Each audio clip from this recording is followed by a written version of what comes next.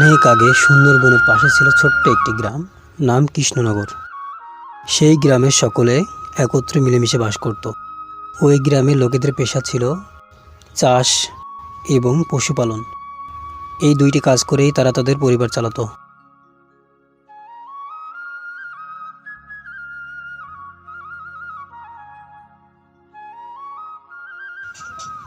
হরিহর, তোমার পশুগুলো তো ভালোই হয়েছে। তোমারগুলো তো কম যায় না। গ্রামের সকলে সূর্য ডোবার আগে সকল কাজ করে সবাই ঘরে ফিরে যেত। ওই গ্রামের রাতের আকাশ ছিল ডাইনিদের দখলে। বাবা, সূর্য তো ডোবার মতন হলো, যাই তাড়াতাড়ি ঘরে ফিরে যাই। ঘরে ফিরে যাই, না হলে তো ডাইনিদের শিকার হতে হবে।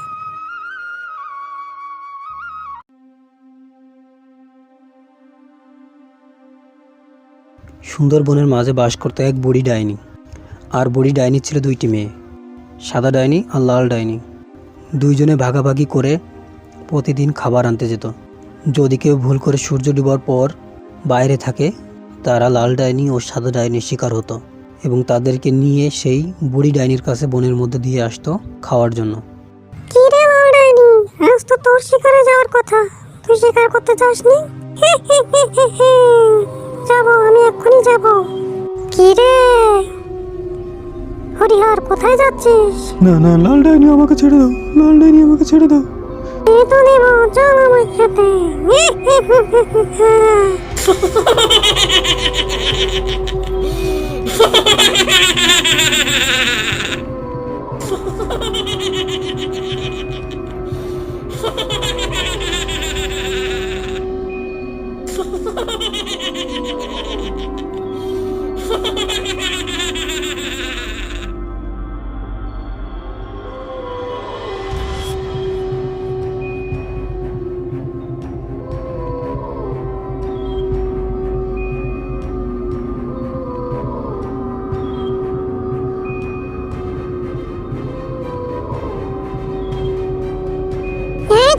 কোথায় যাচ্ছিস?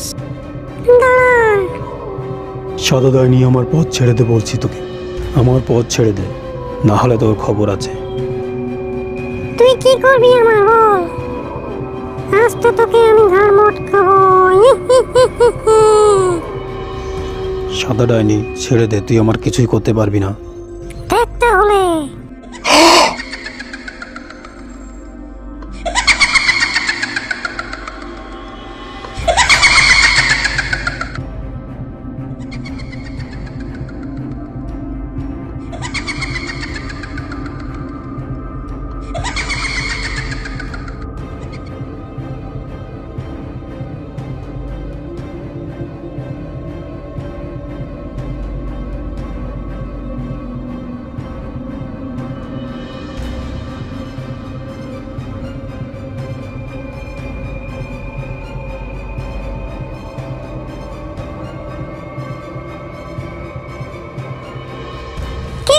কেমন আছো?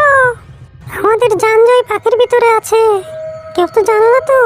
ওকে একটু ভালো করে খাইও, কারণ ও ভালো থাকলে আমরা তিনজন ভালো থাকবো। ও মারা গেলে আমরাও তো মারা যাবো। আসতে বল, আসতে বল, কেউ জেনে যাবে। আচ্ছা মা, থাকো তাহলে, আমরা গেলাম। কালকের খাবারটা একটু সকাল সকাল দিয়ে যাস।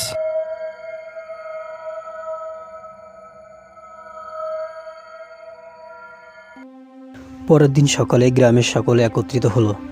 রামের ভাই হরিহরকে তো ধরে নিয়ে গেছে। ওর যে কি অবস্থা, ওদিকে নাকি আরেকজনকে ধরে নিয়ে গেছে। শুন, গ্রামে যে কি শুরু হলো। এভাবে কি গ্রামের সকলেই কি চলে যাবে ডাইনিদের পেটে? এদেরকে কিছুই হবে না। আমি শুনেছি বনের এক গুহায় নাকি এক দরবেশ বাবা থাকে, খুব তার নাম ডাক। আমরা সকলে সেখানে গেলে কেমন হয়? হ্যাঁ তাই, চলো সকলে মিলে সেই দরবেশ বাবার কাছে চলো। তারা সকলে মিলে সেই দরবেশ বাবার কাছে গেল। যখন তারা দরবেশ বাবার কাছে গেল, লাল ডাইনি তা দেখে ফেলল। তাহলে তোমরা এখন দরবেশ বাবার কাছে এসেছো? দাঁড়াও, দেখি তোমাদের দরবেশ বাবা কি করতে পারে। হিম ক্রিম চামুন্ডাই নমঃ। তোরা সকলে যে আমার কাছে, কি হয়েছে? জীবন তাদের কষ্টের কথা সব দরবেশকে খুলে বলল।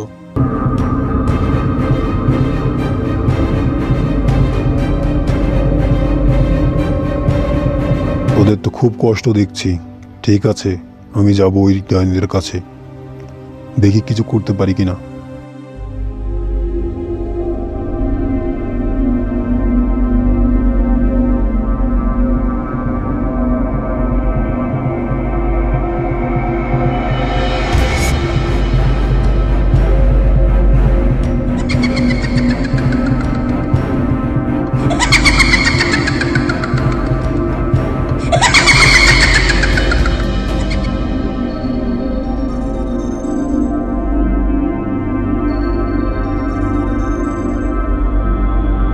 কি রে ডাইনিরা, এখানে দেখছি গাছের উপর মজা করে বসে আছিস। আজ হচ্ছে তোদের। কি দরবেশ বাবা, তুমি আমাদের আবার কি করবে? দেখ কি করি।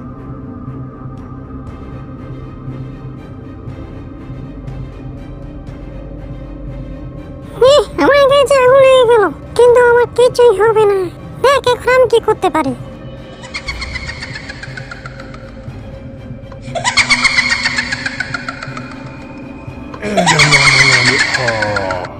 পালা পালা পালা, দৌড়া দৌড়া। ওরে বাবারে, ডাইনির হাত থেকে দেখি দরবেশ বাবাও ছাড় পেল না। এদিকে দৌড়ে গিয়ে জীবন একটি গাছের সাইডে পলালো। দেখলো ডাইনিরা কি করে। পাগল গ্রামবাসী, ওরা জানেও না যে আমাদের প্রাণ আছে ওই ছোট্ট পাখির ভিতর। ওই পাখি না মরলে আমরাও কেউ মরবো না। এই সকল কথা জীবন গাছের সাইড থেকে শুনে ফেললো। সে সাহস করে বনের ভিতরে গিয়ে সেই ডাইনিদের জানওয়ালা পাখিটি নিয়ে দৌড় দিল। কে আমাদের পাখি নিয়ে চলে যাচ্ছে, আমাদের জানাচ্ছে। সেই বড়ি ডাইনিও তার পিছু নিল।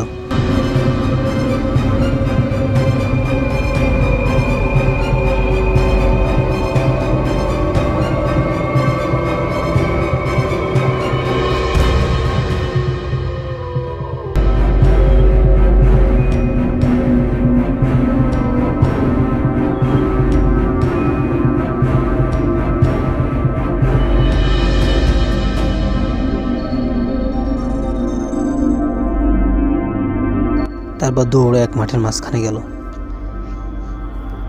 এরই মধ্যে দুই ডাইনি, সাদা ডাইনি আর লাল ডাইনিও চলে আসলো।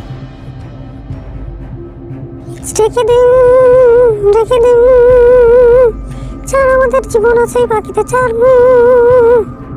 এই গ্রাম ছাড়বে কিনা বল, এই বন ছেড়ে চলে যা, না হলে কিন্তু এখনই তোদের জান নেব। এই পাখিটাকে কিন্তু মেরেই ফেলবো। এর ভিতর বড়ি ডাইনিটি তার জাদুকারী শক্তি দিয়ে যেই না মারলো, সেই জাদুর তীর যে লাগলো পাখিটির গায়ে, আর অমনি তিন ডাইনি ভ্যানিশ হয়ে গেল। দেখো বেওকুব ডাইনিগুলো নিজেরাই নিজের জীবন নিল। আর তারপর গ্রামের সকলে আতশবাজি ফুটিয়ে উদযাপন করতে লাগলো। রাতের আকাশ এখন ডাইনি